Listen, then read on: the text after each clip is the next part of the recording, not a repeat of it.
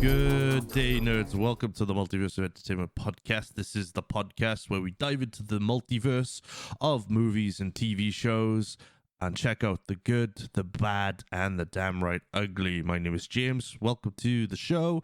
And this week, it's episode 29. 29 of these beauties.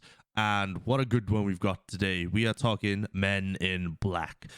Before we get off, I'd like to say thank you very much for the last 2-week episodes of the podcast. As you guys know, I was away at the EGX event in London last weekend, which was really rad, really good fun. First time ever going to like a games convention. I've been to like Comic Cons before, but I've never been to a games convention, and it was lit. It was so good. Great to meet a lot of people there.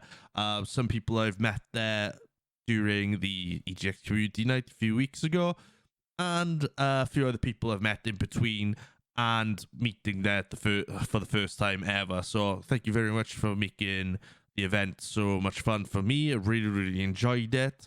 And I'm definitely looking forward to the next EGX when that comes around next year.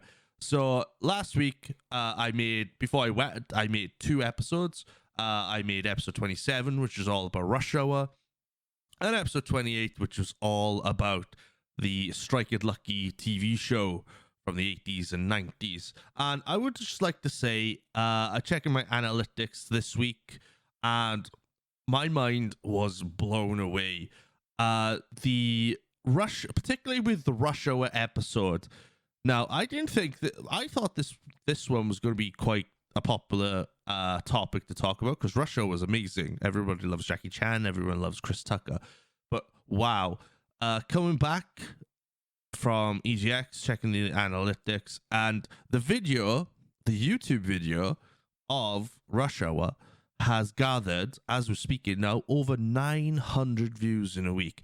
And I know a lot of people out there are like, oh, that's not much.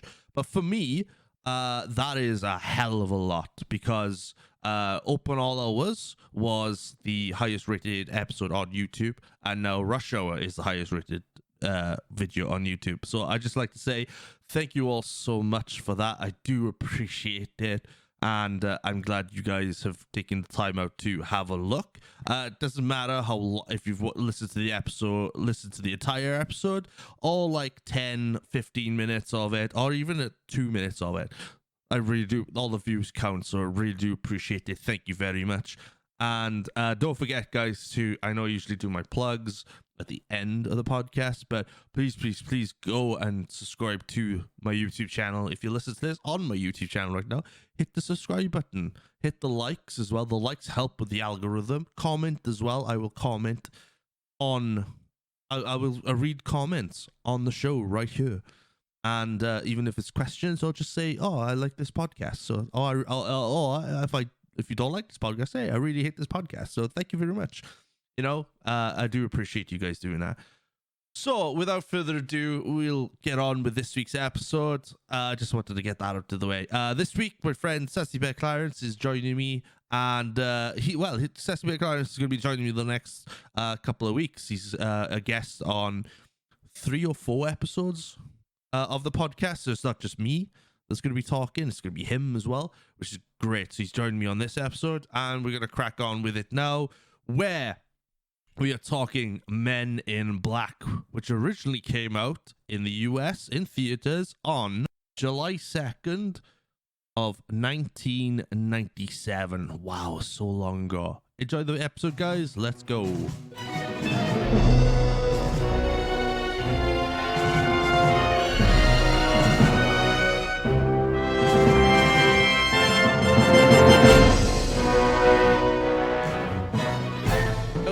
We're back, episode 29, and the main man is back, taking time out of his busy schedule. As I'm recording this is Friday the 20th of October, obviously, and by the time you hear this on Monday, he would have previously have wrestled at Falling Star Wrestling's Burning Heart event. I was going to say pay-per-view. It's not a pay-per-view. You can't buy it anywhere. Unless you buy a ticket and be there in person. and we don't know by the recording this. I don't know if he's won or lost. Sassy Bear Clarence, I'd just like to say, as Monday comes along, either congratulations on winning or unlucky for not winning. How you doing, dude? Are you ready to?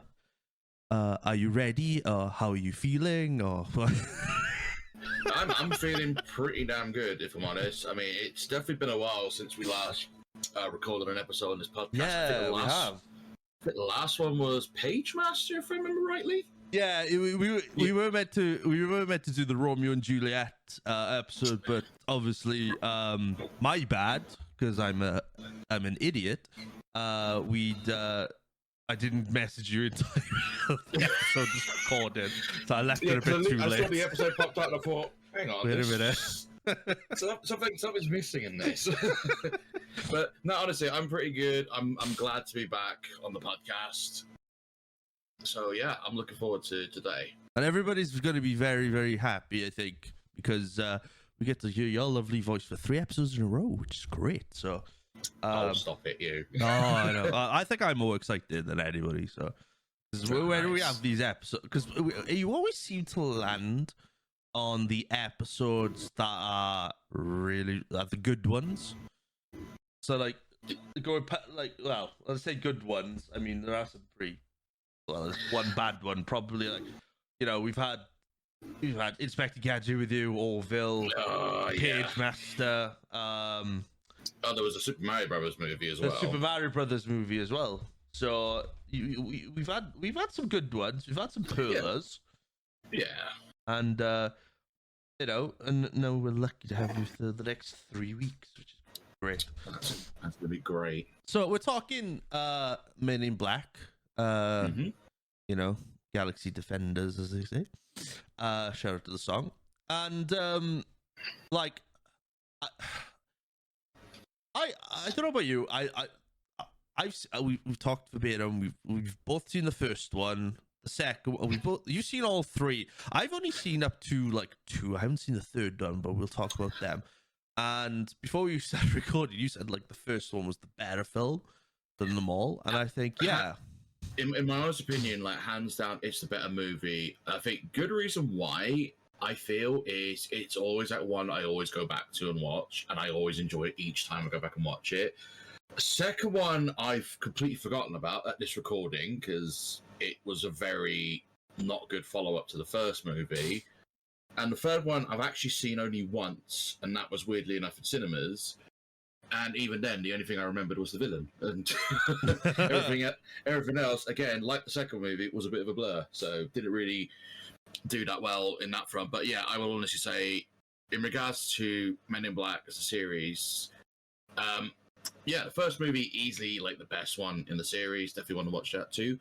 I will say one thing, a bit of an underrated hidden gem was actually a animated TV series of Men in Black that they released, and that was actually quite good. Yes, I remember the animated series. The animated series came out. What is it? A year after the Men in Black movie came out? I'd say round about that sort of time. Yeah, and I remember loving that show. Obviously, they had to be like kid friendly and stuff like that, because with us watching the show, there's a lot of like S-bombs and whatnot in this film. Oh, you know, it's a PG-13 like film. So you can get away with a couple of swear words here and there, and you know, and usually one F-bomb in a PG-13. Yeah, but there's no F-bombs in this movie. This is quite a. I think this can be a good family film, but with like if you got younger kids, obviously watch it with adults. You know, for us over in the UK, it was like a 12 rating, which is equal to a PG-13 rating. In the States, that time, and with this film, it came out. This film came out in 1997. So if you think about, like, you know, we've got 2 great actors here. We've got Tommy Lee Jones and we've got Will Smith. Okay. Yeah. And these two guys are coming off big franchise movies like Tommy Lee Jones is coming off Batman Forever. He's playing Harvey Two-Face. Two-Face, yes. Yes, and Will Smith is coming off of the first Bad Boys film and Independence Day as well. Gotcha, right. Which came out the year before. And this film is... I thought this film was an action film, but it's classed as a science fiction action comedy film. Which hits the nail on the head on all three. And I didn't know this, but this movie is based off a comic series by Marvel. Wait, Marvel? Yeah, a Marvel comic series, apparently, which I didn't know about in doing my research. That's quite interesting. I had no idea Marvel even did a comic of this initially. No, neither did I. I mean, like, I don't know how old you were in '97, but I was 7 years old, and I'm trying to think. So what? So this was like July '97. So I probably would have been about either 7, I'd say, as well. Oh, we're about the same age, are we? I would say, I mean, because if it had been in December, I would have been 8. Okay. Right, but okay. Because this was like before December, so I would have still been 7 at that point. Yeah, because this film came out. It was released in the state. I've probably said this in the intro by the time this is recorded and set up. July 2nd, 1997, in the States. So this is considered a summer film. Which we all know, when there's a bunch of movies coming out in the summer of a certain year, there usually are some pretty banger ones. Oh yeah. So for those of you who've never seen this film, I don't know why people haven't seen this film. Men in Black is again, it's a science fiction action comedy film based on the series Marvel Comics. It was produced and distributed by Columbus Films and Sony Pictures as well. And you got really good writers. Ed Solomon's is the writer in this, and it stars an array of actors, including Tommy Lee Jones, Will Smith, Rip Torn as well. What a great name that is, Rip Torn. That sounds like a fucking wrestling name. It does sound like a wrestling name, but if nobody knows who Rip Torn is, he is the wheelchair guy from Dodgeball. Yeah, I know the dude. I mean, he's been in a couple of other movies, mixture of good and unfortunately bad, but hey ho. Can't win them all, I guess. Yeah, I mean, there's an array of good actors in this. So, you know, the film takes place in around everything happens in New York, right? Everything happens in New York. The plot is two men in black suits at the start of the film, Agent K and Agent D, interrupt a border patrol sting, and take one of the men attempted to cross the border, who is an extraterrestrial disguise named Mikey, who is this, which is actually a funny scene. And Kay's trying to talk to him and say what's going on, but then a nosy police officer catches the alien goes mad, and then Kay ultimately kills him, and surrounded by, you know, blue blood and whatnot, and wipes everybody's memories, including Agent D's, which is this is a kind of like a weird thing at the start of the film and then at the end of the film, because it seems like everybody's like, oh, the stars are pretty, aren't they? Oh yeah. Which is kind of like a funny thing, because I'm pretty sure in like an episode of The Big Bang Theory, while Leonard, Howard, and Raj are stargazing, they're high as hell, and they look up at the stars. They go, the stars are pretty, aren't they? Mm-hmm. But then it goes from that to all of a sudden fast-paced action with James Darrell Edwards III, aka Will Smith, running down an alleged fleeing criminal, and then the guy catches up with the criminal, and then the guy Jay realizes he's not normal, and he gives him the criminal gives him a warning saying the world's going to end, and then, you know, it does like a shrug, and then his eyes like blink a certain way, which catches him off guard, obviously the guy kills himself, whatnot, blah blah blah. And then James is then encountered by Agent K, who Agent K then tries to recruit. And I think this is where the film starts getting, the film starts picking up, where K is trying to convince Jay that that aliens live among us, which Jay doesn't believe until I think they go into like a pawnbroker's shop, isn't it? Yeah, pawn shop or something. Yeah, pawn shop, and then the guy's like, "Oh, hi, Kay, how you doing?" You know, and it tries to like not negotiate, and gives him 5 seconds to say something, or he's gonna blow his head off, which he does in a funny scene. And Jay is like, you know, trying to arrest him, and the guy gets up and his head regrows. Yeah, that's the dude. Yeah, what's the guy's name? It's so the character is called Jack Jeeves, but the gentleman portraying it is a man by the name of Tony Shalhoub. I hope I'm pronouncing that name right. Isn't he? He's been in a fair few things, isn't he? Yeah, he has been in a fair few things. So where we are, 1987. Yeah. I'm just having a look at his resume. So yeah, he did Men in Black. I'm trying to think what other movies he did. Oh, he was in Galaxy Quest, which was okay. So he was Fred Kwan in Galaxy Quest. Mm-hmm. Trying to think. He was in the Spy Kids movie. Huh. Spy Kids movies. Yeah. Playing the role of Mr. Alexander Alex Minion. Oh, I know. Yeah, the thumb guy. Yeah. That's the one. Yeah, that's the guy. Yeah, I remember now. What a creepy guy. Who has minions made out of thumbs? Do you know what I mean? Oh, Christ. He apparently was the voice for Splinter in the Michael Bay Teenage Mutant Ninja Turtle movies as well. Oh, yeah, of course, because James Avery's is... Yeah, James Avery's, unfortunately.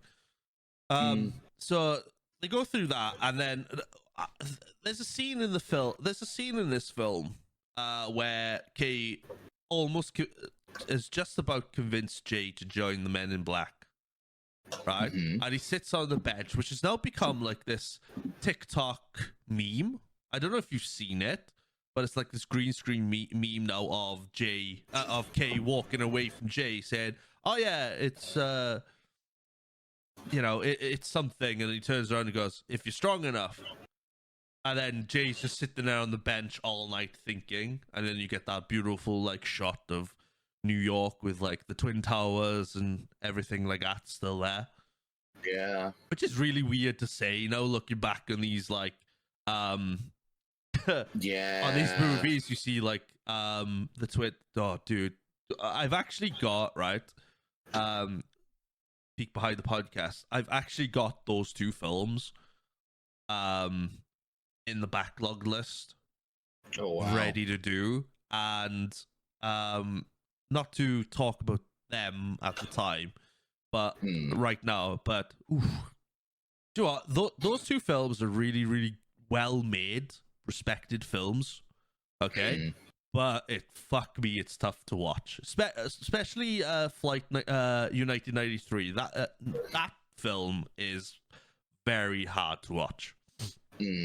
But we'll get to them another day. This is a fun podcast, not a sad podcast. But then you got Jay then comes in then to no, not Jay, sorry. It cuts to then to this farm. Where a farmer and his wife are just arguing about, I don't know, what the fucking people argue about in the 90s. Food? I don't know. In the Midwest, I mean, somebody will say pigs, animals. And an alien spacecraft crash lands and tears his vehicle in half. Now, I didn't know this at the time, okay? But the farmer, is none other than Vincent D'Onofrio, who plays Kingpin in the Marvel Cinematic Universe at the moment. or Private Pile from Private Pile from Full Metal Jacket. He's a great actor, fantastic actor, really good bad guy as well. Really good bad guy. And that's pretty good. Yeah, and then he investigates, and then he hears this like weird groaning voice, and he's threatening with a shotgun, and all of a sudden this big straight hand comes out of nowhere and like attacks him, and you hear a ripping, and you hear him scream, and all of a sudden you see this like skin on the floor, and then it gets dragged down, and all of a sudden he comes back, and he's like his skin's hanging off. You know, it's not him. You know, I do think this is a PG-13 1997 film, and I watched this. We watched this at like 7 years old. That part was like, all right, that's disgusting. It's cool, but it's disgusting. It I mean, it looks fucking amazing, but yeah, it does make your fucking skin crawl just like seeing. And yeah, I think at this point, it's basically just this giant alien that's masquerading in his human skin at this point. Yeah, there is one scene from him that, for some reason, it lives rent free in my brain, and it gives me a chuckle every time I quote it. I think it's the bit where he gets back into the house, and is that his wife or something? Basically, asking him what he wants to drink, and he's just like sugar, and water. And I just remember looking at that, and that made me sort of like cringe as a kid, because hilariously enough, before this film came out. Just finishing a science lesson in school, dumb me thought it would be a great idea to just mix sugar and water and see what it tasted like. It was fucking vile. Yeah. That was the next thing I was going to say. Like, when everybody watched this film, every 7-year-old, every kid that watched this movie, did anyone ever try sugar water? I tried it. I tried it. Never again. No, never again. Nah, absolutely not. Like, so literally when I just saw him just down it like some fucking alcoholic with like alcohol. I was like, oh man, I was very uneasy with this character, but I think that was the point with the character. So I was like, oh, that's disgusting. Nah. Like, no, never again. So then the guy drinks the sugar water, and then where does he go? And then it just cuts back to the agency then. Yeah. And you see Will Smith staring at the building. He's just staring at it ominously, and he's looking at it going, yeah, I'll go in. And he walks in. And this what makes me laugh with the Men in Black. There's always a guy sitting by the fan reading a newspaper. Yeah, I remember without fail. And then he walks in, and you know he says, somebody gave me this card at elevator, and he just doesn't say anything else, like elevator. And Jay walks into the elevator, and Kay's there waiting for him, and this is not creepy at all, is it? It's like he's just sitting there. It's like, yeah, he's coming. Can you imagine if Jay didn't come, how long Kay was in that elevator for? Oh god. You know, I know they probably got cameras everywhere, but it's like, you know, what if Jay never appeared? Kay would be in that elevator for years. Who knows? So Jay is like, yeah, all right, I'm in. Gives him some, give him some ultimatums. So call me kid, sport, you know, these little nicknames. And then immediately Kay goes, yeah, you can say whatever you want, Slick. You know what I mean? Like, for me, it's like brilliant. That bit there is like, Jay's like, I don't want to be called these nicknames. And immediately Kay just goes, all right, Slick. Brilliant. And then you get into the main compound, and then there's all aliens and humans interacting. It's like, any fruits or vegetables? And there's somebody like fucking what's his name from Addams Family, a lurch figure grabbing some stuff, which funny enough we will see later on. And then Jay, Kay showing him around like the different equipment and what they use, and then Jay touches like this yellow orb, and then it just like shoots everywhere, damn near like decapitated 2 people. and bouncing around. You see it, all the humans are just like falling around. Hits a couple of people. For me, and Jay's like, oh, stop, get out of the way. And Kay's in the background like, oh god, grabs his glove and then just catches it, which is stupid because the thing that catches it is made out of Velcro. Ah, right, gotcha. Because there's a distinctive as he takes the ball off. Okay. Yeah, and like for me, that scene is pretty. It's comedic because Jay knows nothing.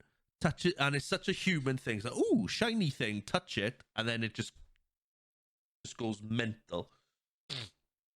And then you obviously get Zed coming in then.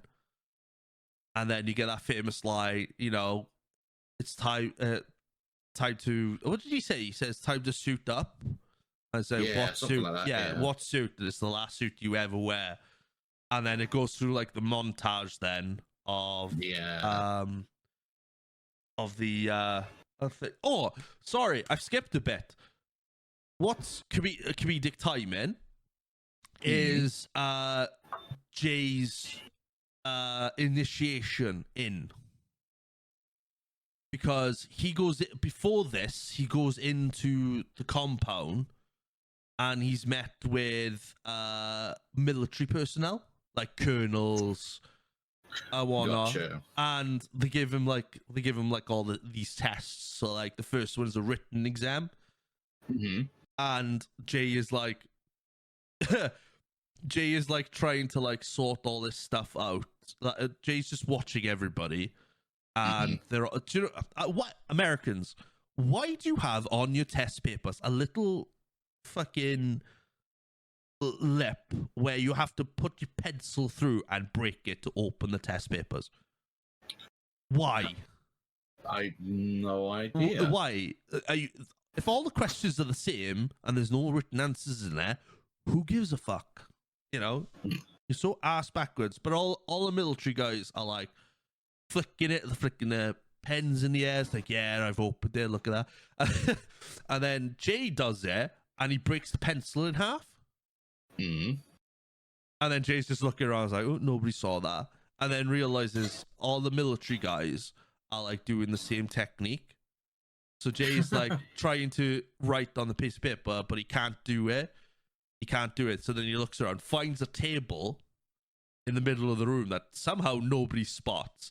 And then he drags it down, making an audible noise, disturbing everybody. Puts it up to his table. He's very happy and smiley, and he just looks at the military guys, goes, move it down a little. And all the military guys are looking at him going, what the fuck is this guy doing? and then they go into a firing range. Right. So they go into a firing range, and all the military guys are shooting the aliens, right?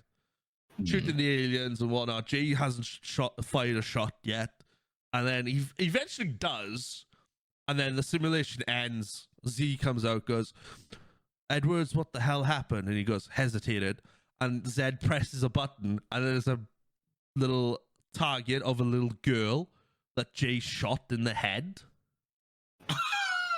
And it's like, what? Zed is like, is that a reason why little Susie had to die?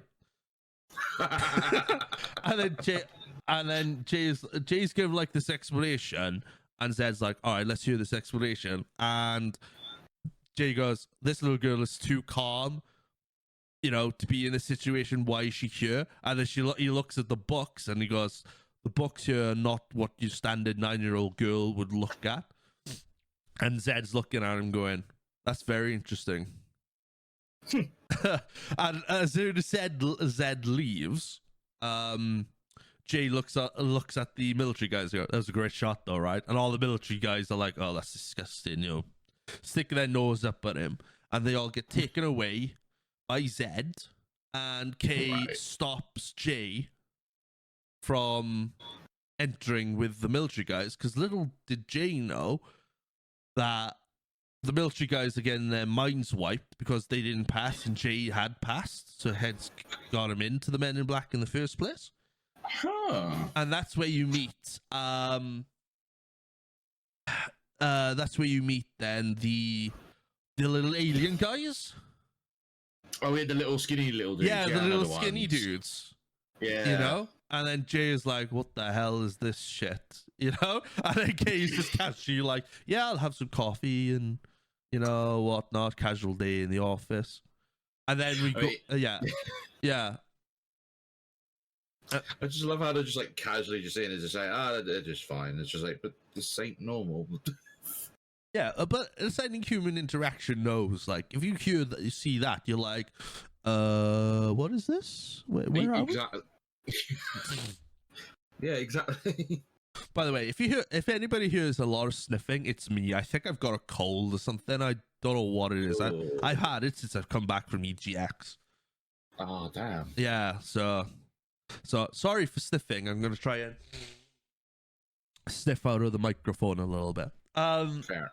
But then, so that bit happens, the alien thing happens, and then Jay's getting his suit then into that, and then Jay is like, yeah, I'm ready to go. Happy days, new watch. And it says, you know, I make this look good. Kay is like in the middle of deleting everything about Jay. Because I think that's the one thing about the Men in Black, is that it's a government agency, but it's a government agency where you cannot like be identified for anything, so your fingerprints get you know, burnt off, and you know, all your identity, social security number, everything like that gets literally wiped off the face of the map. So eventually, like, you're not dead, but you're not alive either. You're kind of like a blip. Sort of like in limbo, like. Kind of like in limbo, yeah. And then after that, then, you know, the boys get word that, a woman in the Midwest, or near New York somewhere, has like, thinks her husband is an alien and whatnot, so they go and visit her. But meanwhile, the bug guy is in the city of New York because the alien is here to find something that is called Orion's belt. So it's like an orb with a galaxy in it, but nobody knows where it is or where it's come from.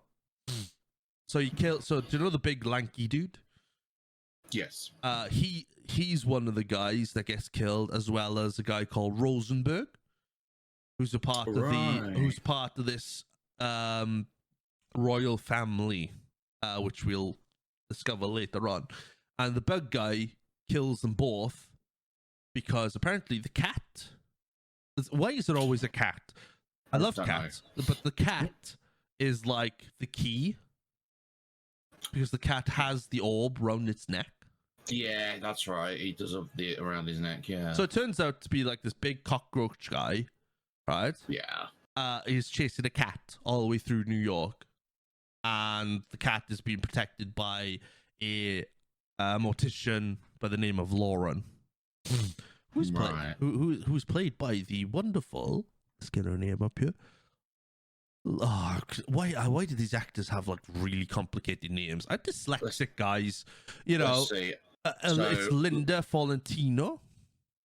Yeah, Linda Fiorentino. Yeah, Fiorentino, and you know she's in there. She's in Vision Quest as well, which is quite funny. Oh, nice. There's a lot of people in the same franchises in this movie, and you know, while Jay and you know, J and K are sorting this out, and then they get word of the attack. So then they decide, you know what? Let's visit the mortician, and this is where like the Jay and Lauren storyline kind of kicks in, because Jay likes Lauren, but Lauren is like, I don't know about you and whatnot. But then they discover like the guy, that Rosenberg guy, has like the little green alien in his head. Oh, yeah. And you also discover as well that Jay is very crap at keeping like alibis, false names and stuff like that. Because he let slip, he goes, Dr. K, I mean, Dr. whatever his fucking name was. You know? Oh, isn't that one where K goes, I'm Dr. something, and then he immediately goes to Jay, goes, this is Dr. White, which in my mind is like, that's quite a funny joke, because he's a black man, but he's called Dr. White, which is hilarious. I think that's comedy gold, and the way Will Smith looks at him and goes, what the fuck? You know? And then it turns into this thing then where the bug guy finds the mortician place, attacks the girl, grabs the cat. Yeah. And then the cat escapes, but he also takes the what's it called? The fucking thing with them, swallows it, and then they go off to the Vanity Fair, where you have like this great scene of the great scene of Kay telling Jay, do you remember the little red button on the gear stick? And he tells her to press it, the car transforms into like this power hyperspeed machine. Oh yeah, it just like bypasses all the traffic in the tunnel. Yeah, and then Jay's not wearing his seatbelt, so he's being like propelled everywhere in the car. Down and he just falls on the roof. Yeah, and he starts standing up, and turns upright, and then falls down with Elvis playing in the background. Which is a great scene, and Will Smith plays that off really well. Yeah, like that's always been like one of the like key memorable scenes from the movie is literally the scene where the car just transforms, they're in the tunnel, and yeah, he's basically just getting twatted around in the car as it goes upside down and everything. Oh, it's great. And then like even before then, like Jay jumps into the car and he's like, oh, I don't need a seatbelt to be fine. Kay's like, all right. And then powers it, and then Jay doesn't realize how powerful this car is, because to him it's just a Lincoln Continental, but really underneath it's like a Ford Mustang or something, which is really rapid. But then they get to the fair. The creepy guy is like trying to climb up to one of the spaceships, because they've got like 2 spaceships at the fair, which they think they don't work right. But then turns out they do work. It's just we're stupid and we can't figure it out. And he checks the girl off the thing, and she lands in a tree, which is quite melodramatic in itself. All right. And the spaceship launches, but Jay and Kay arrive in the car and bring out like the big guns from the boot. And they shoot the alien ship down. Dramatic, wanna. The alien guy then shows his real self, takes him out of his human skin and everything, which is quite disgusting.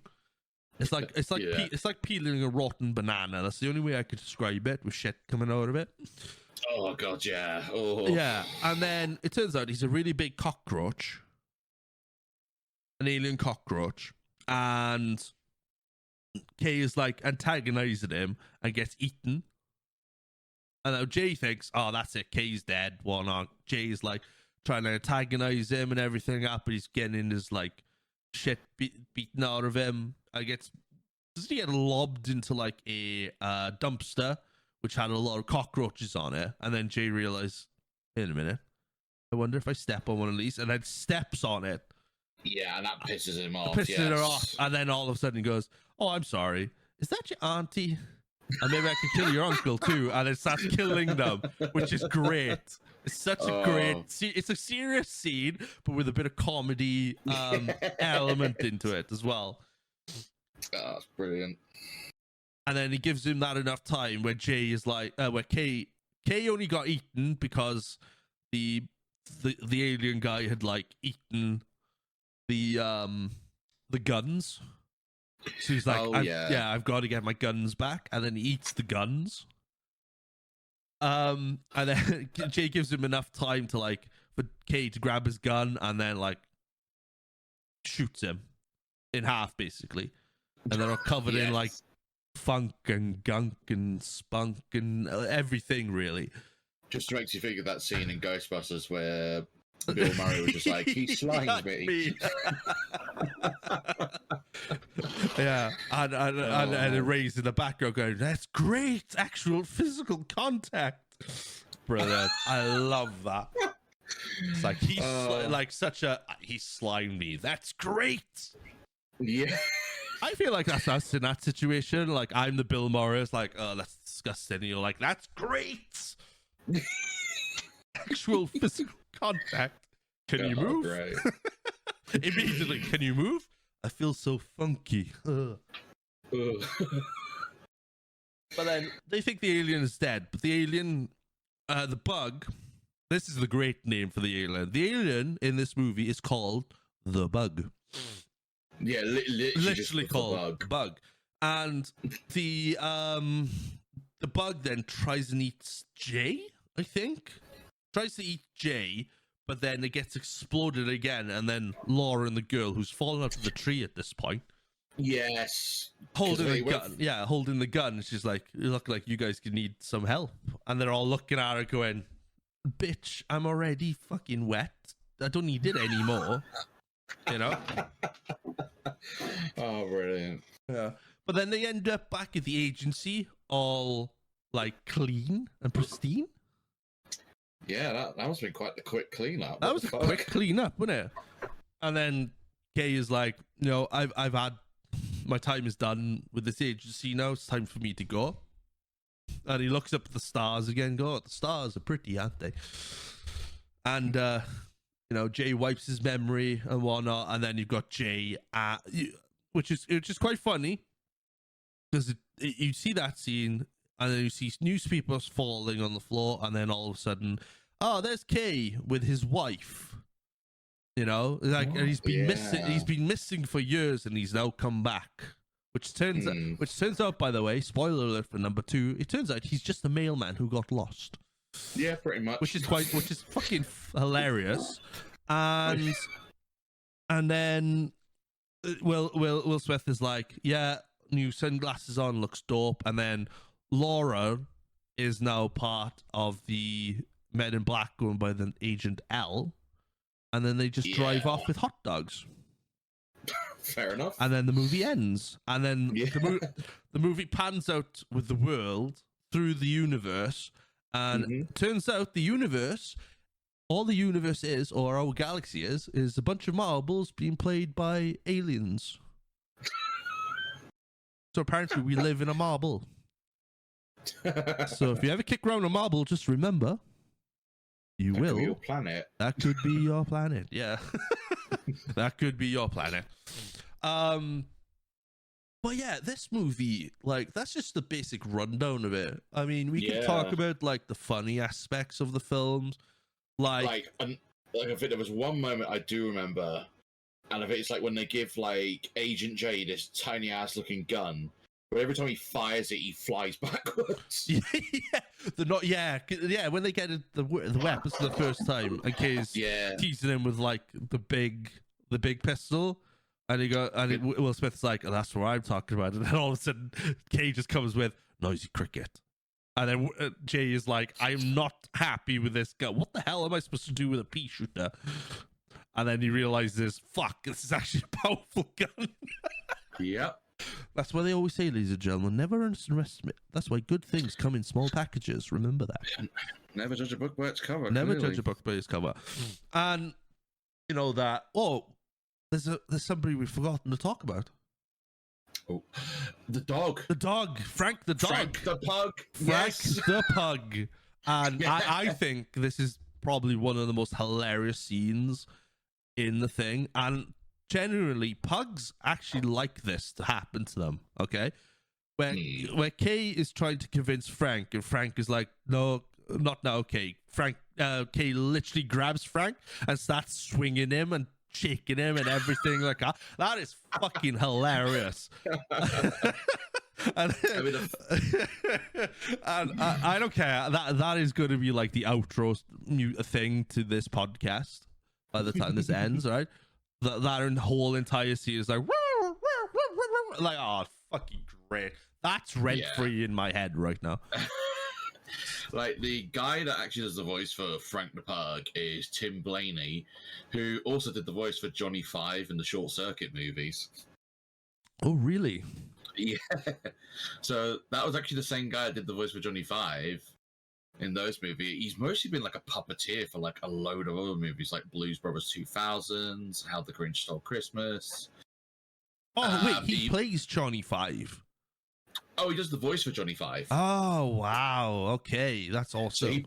So he provides the voice for Johnny Five. Oh, that's fucking rent free in my head now. I just want to see the movie just for that fucking scene.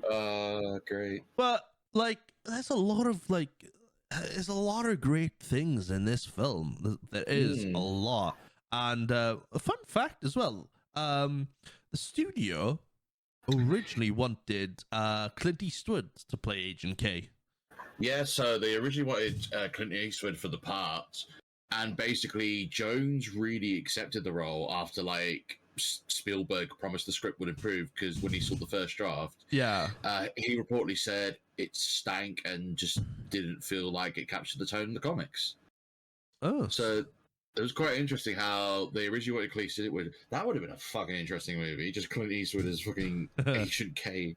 But I think Tommy Lee Jones just works better for this role. Yeah, can you imagine? No, in another universe, in another timeline somewhere, Clint Eastwood's actually playing this role, and you just think to yourself, could you imagine Dirty Harry in an alien film? That'd be fucking great. It's just like, go ahead, make my day. Yeah.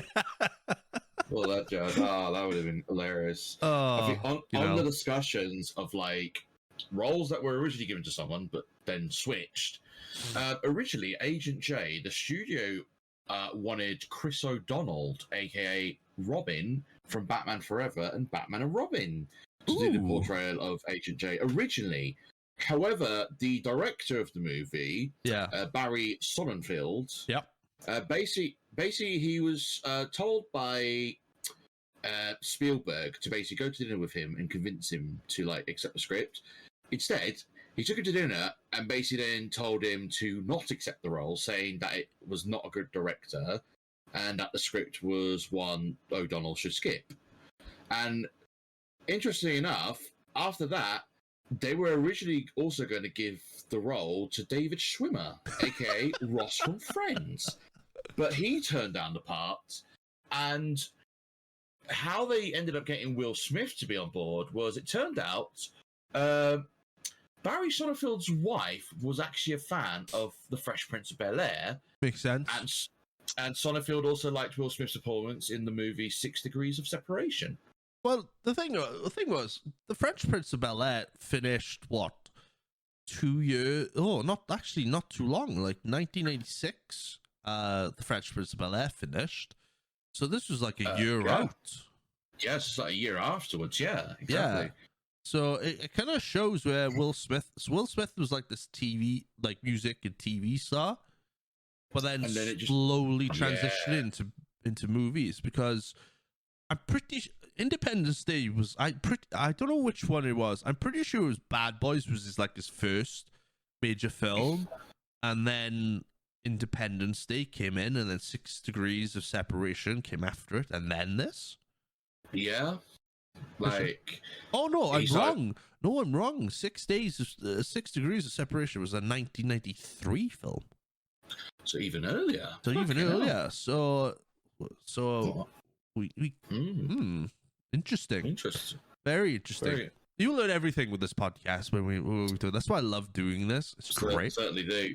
And a bit on the last subject of originally given to role to a character but then switch was the role of Edgar, aka the Bug. Yeah.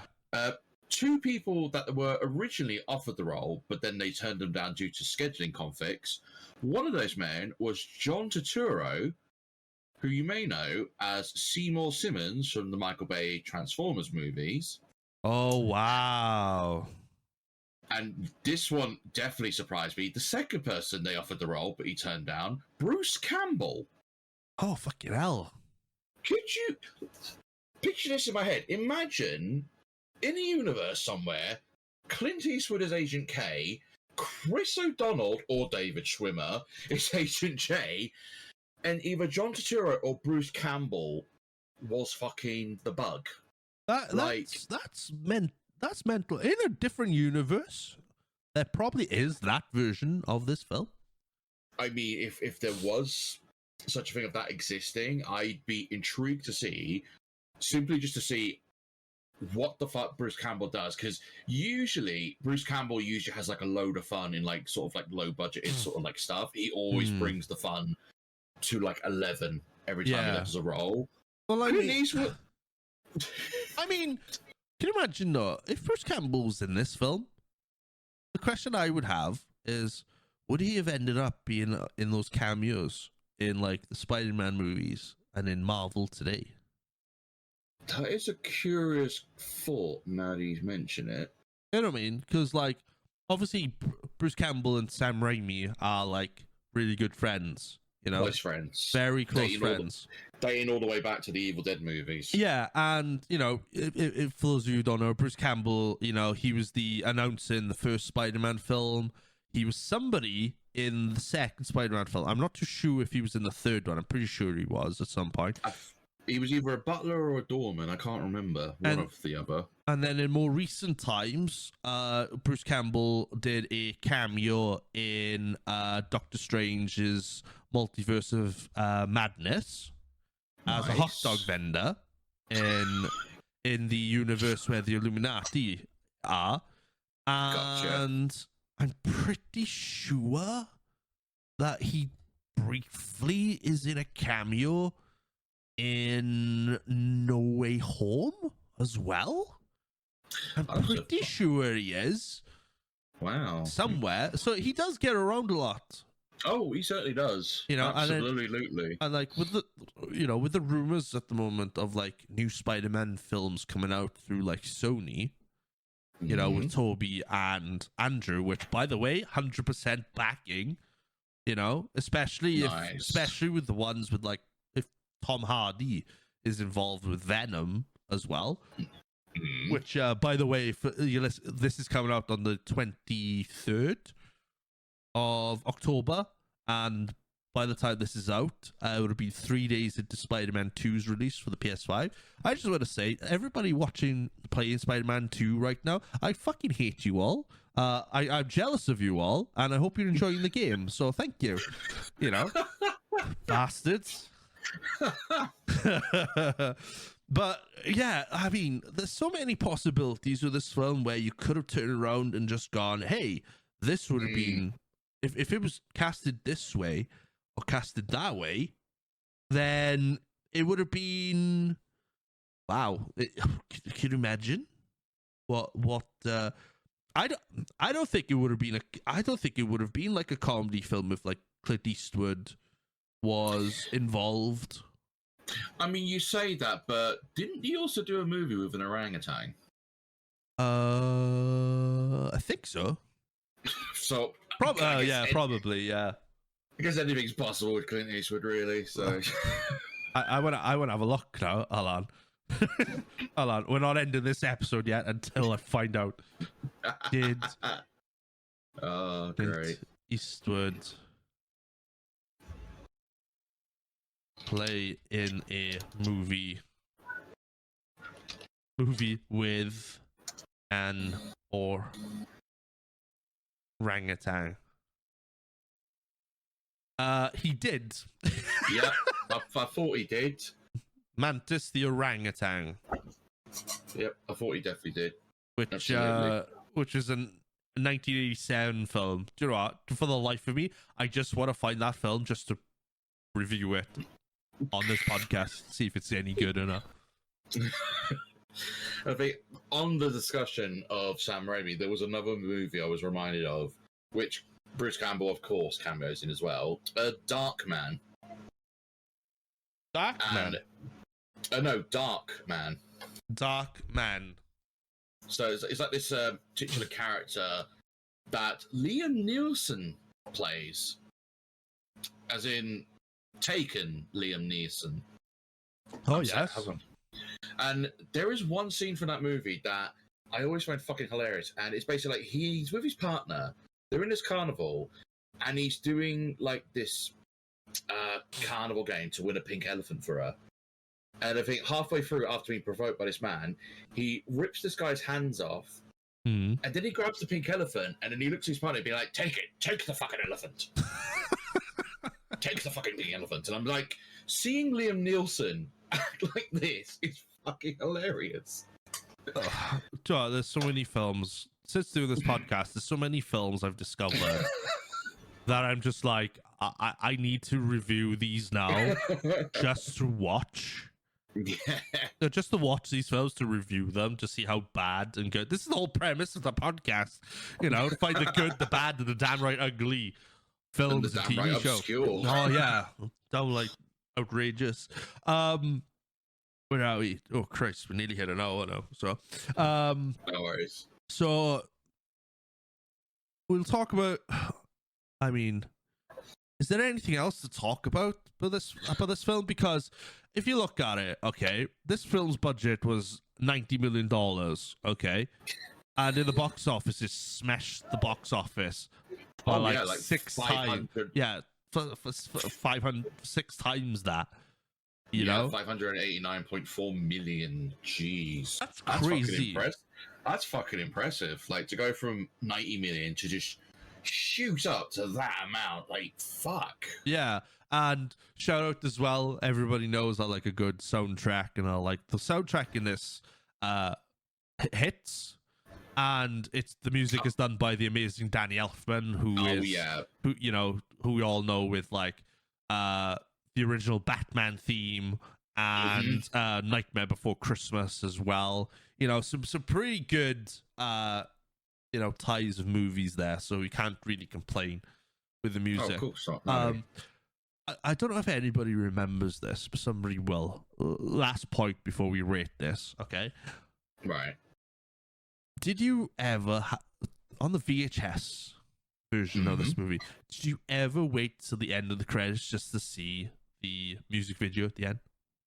Yes, now you mention it. Yeah. Yes, I do remember that. Yeah. The original VHS. Wow. Yeah. See, people call our generation degenerates, but we had the best shit ever. Like we had that shit before the Marvel movies. So we did have the shit, before the Marvel films.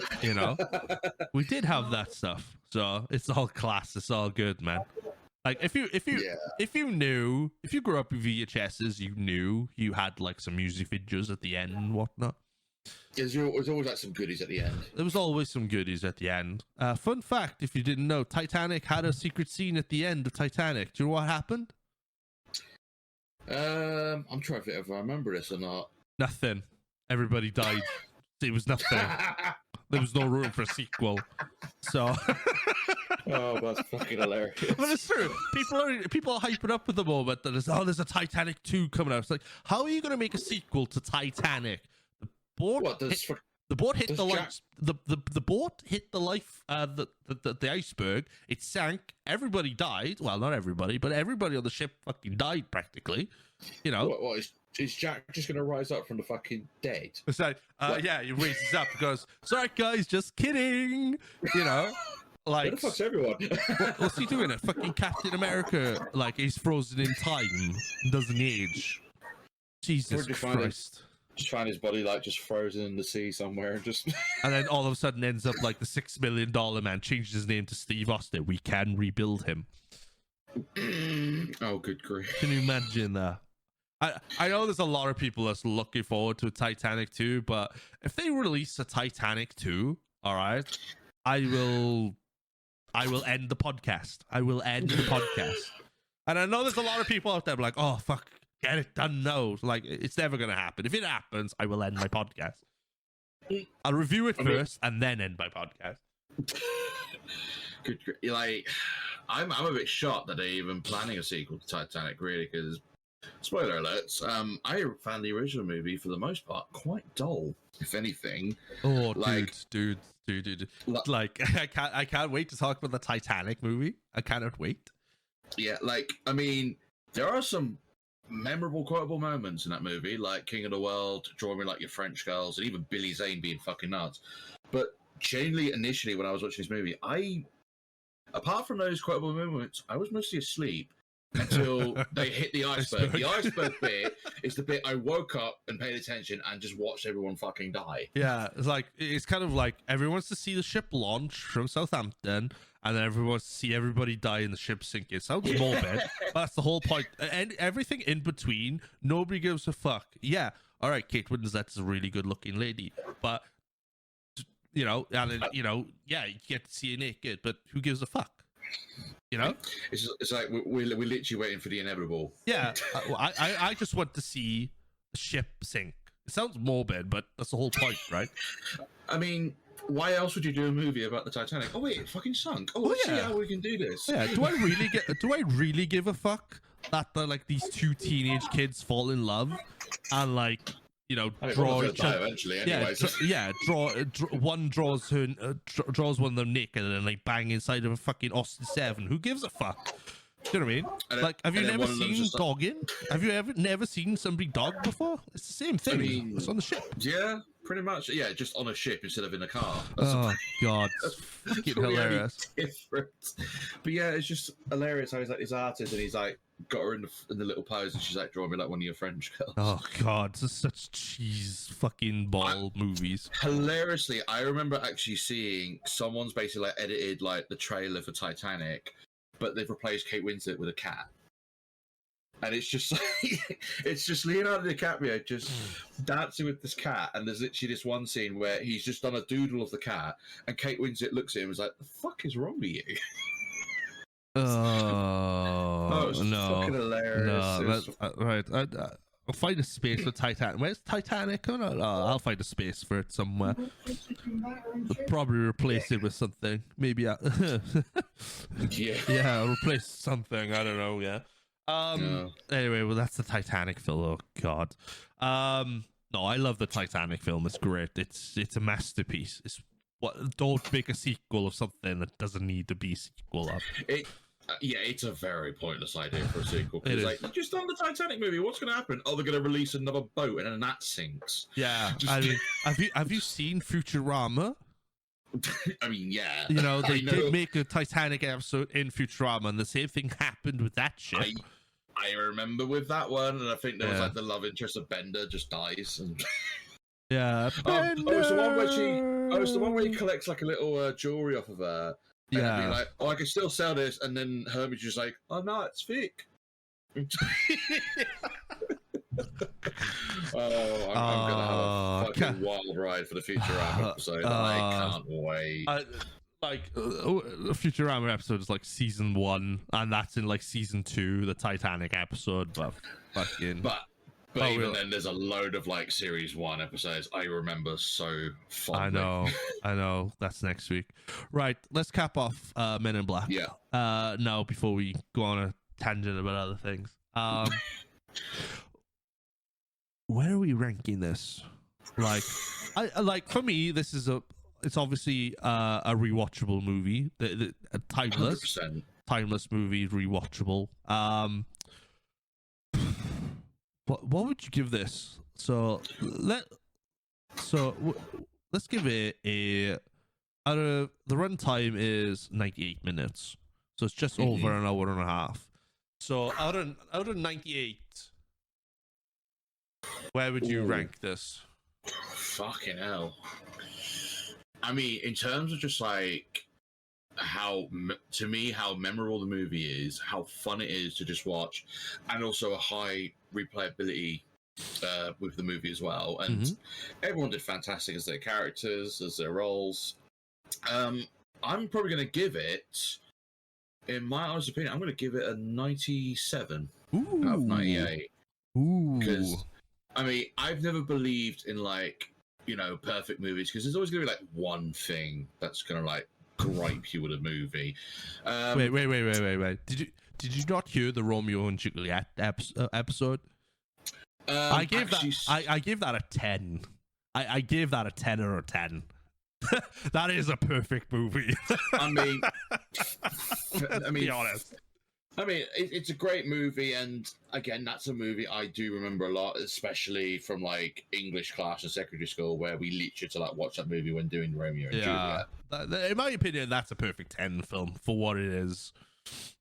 I mean, I like the way how they like tweaked it and modernized it, and they did it in a way where it wasn't shameless or anything. It was done relatively really well, out of respect and everything.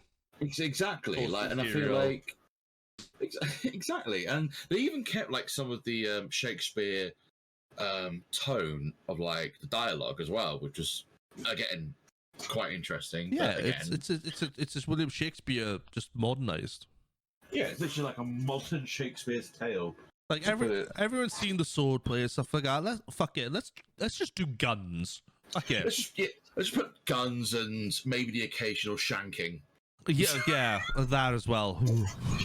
Which with glass, which is like, you know. Oh yes. Who knew Luigi can throw glass? Fucking hell. 97. Oh Christ! I would give this. See, no, I would give it a perfect score, just for the dog swinging fucking scene. I mean, to be fair, but the dog swing scene was a highlight. Yeah, for me, like that, and many others, like the gun firing, flying backwards, and just like I said, the scene of fucking Edgegar being there's like sugar and water. Yeah, I would give it a 90. I would give it a 95. I won't go as high as you, but I'll give it a 95. The points I'm deducting for are sugar water. Really? Yes. That's just pure filth. And I mean, fair. And the plot is where it falls for me, where they chase a cat. Yeah, I mean that's probably the only reason I gave it a 97 rather than a 98 was just the whole cat thing. I thought was like yeah, and then what was the other thing? The skinning of the human. I mean, that is quite. Yeah, that's quite grotesque as well. So for a PG movie, for a PG-13, 12 movie, people are like really giving deduct points to them. It's like, yeah, I'm a pussy. Fuck off. Do you know what I mean? Like, I hate fucking horror films. But yeah, oh, that's awesome, dude. That's awesome. Yeah, I think we've spoken enough now on this. Yeah, pretty much. I mean, what else is there to say?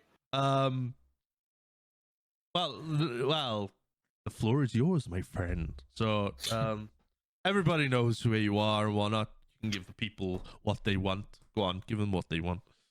Yeah, sure, of course. I mean, if you ever want to like check out any form of Sassy Bear Clarence content through various platforms, I've said it again, but I've said it before, but I'll definitely say it again to anyone that's just joined here now. You can find me at Clarence Sassy on both Instagram and Twitter. You can also find me at Sassy Bear Clarence on TikTok, YouTube, Facebook, and Twitch, where I'll be streaming a multitude of different content, whether it be video games, art, maybe the occasional wrestling content, who knows?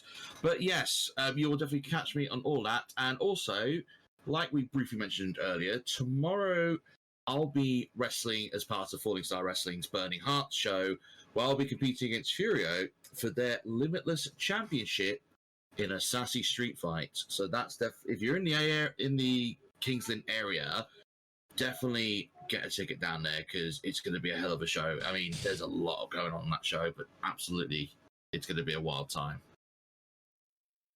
Could have said it better myself, dude. Thank you very much. You're welcome. You'll catch Sassy Bear in the next 3 weeks on this podcast. So by the time next week's podcast comes on, we'll hear the results of what happened on Saturday. So fingers crossed. Of course. Fingers crossed. Yeah. Brilliant. Cheers, dude. Good luck for tomorrow. Thank you. Hopefully I can be there. I plan on being there, but at the moment, see how you feel. Yeah. At the moment, it's not looking likely due to funds and stuff like that because of my EGX weekend. But gotcha. But if I don't see you tomorrow, then we'll catch you on I'll catch you on Sunday for the Futurama episode. So Yeah, I'll definitely catch you then, buddy. how about see you in a bit. See you in a bit. You busy, Frank? Sorry, Kay, can't talk right now. My flight's leaving. Wow! Get your paws off! Call the pound, we got a stray. The dog owes my friend money. Killians and bugs, Frank, what do you know? I know nothing. Not a thing. Stop it, okay. Rosenberg wasn't some two-bit Archillian. He was the guardian of a whole galaxy. They thought he'd be safe here on Earth. And the bug had other plans. The galaxy is the best source for subatomic energy in the universe. If the bugs get their slimy claws on it, kiss the Archillians goodbye. Ask him about the belt. Rosenberg said something about a galaxy on Orion's belt. What's he talking about, Frank? Beats me. Beats you.